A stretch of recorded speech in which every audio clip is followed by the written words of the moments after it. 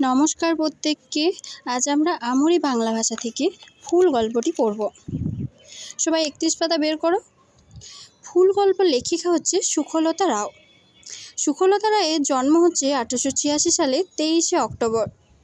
বিখ্যাত শিশু সাহিত্যিক উপেন্দ্র কিশোর রায়চৌধুরীর বড় কন্যা ছিলেন তিনি। ছোটবেলায় থেকেই তার সাহিত্য প্রতিভার বিকাশ ঘটে।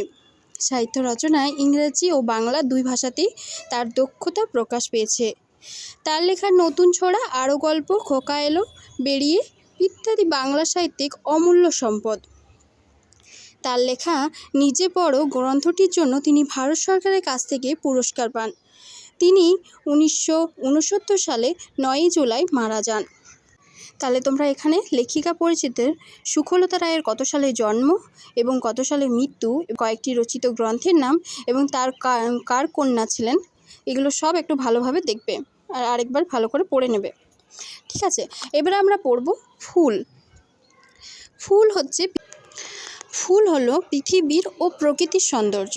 তোমরা প্রত্যেকেই ফুল পছন্দ করো, সবারই এক একটি প্রিয় ফুলও আছে। এবার আমরা ফুল গল্প থেকে দেখব বিষয়বস্তুতে লেখিকা কি বলতে চেয়েছেন আমাদেরকে। বলছে, অনেক অনেক কাল আগে যখন মানুষ জন্মায়নি তখন পৃথিবীতে ফুল ছিল না।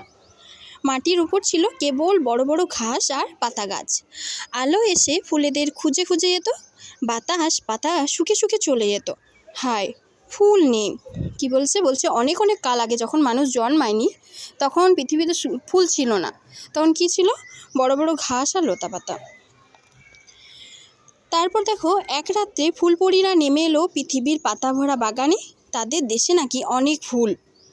তারা ফুলের পাপড়ির পোশাক পরে, ফুলের মধু খায়।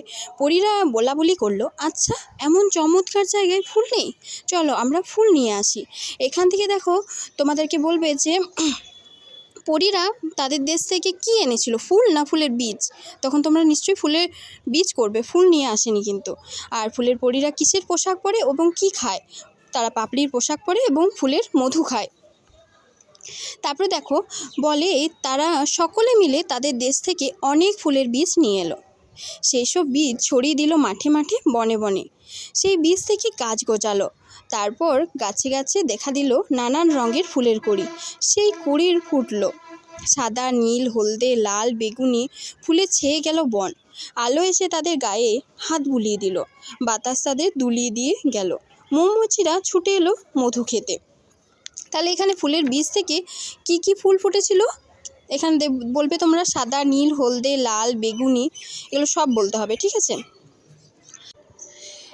এখনও নাকি ফুলপরীরা নেমে আসে পৃথিবীতে।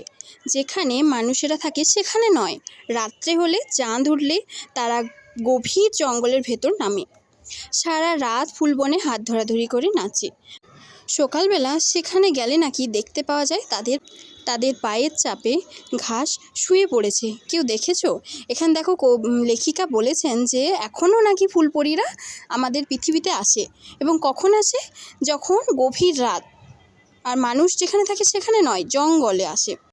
এখানে লেখিকা বলেছেন যে তোমরা কোনোদিনও সকালে উঠে যে জঙ্গলে দেখেছো যে ঘাস শুয়ে পড়েছে পায়ের চাপে পরীদের? ফুল গল্পটি থেকে তোমরা শব্দার্থগুলো সব ভালোভাবে পড়বে।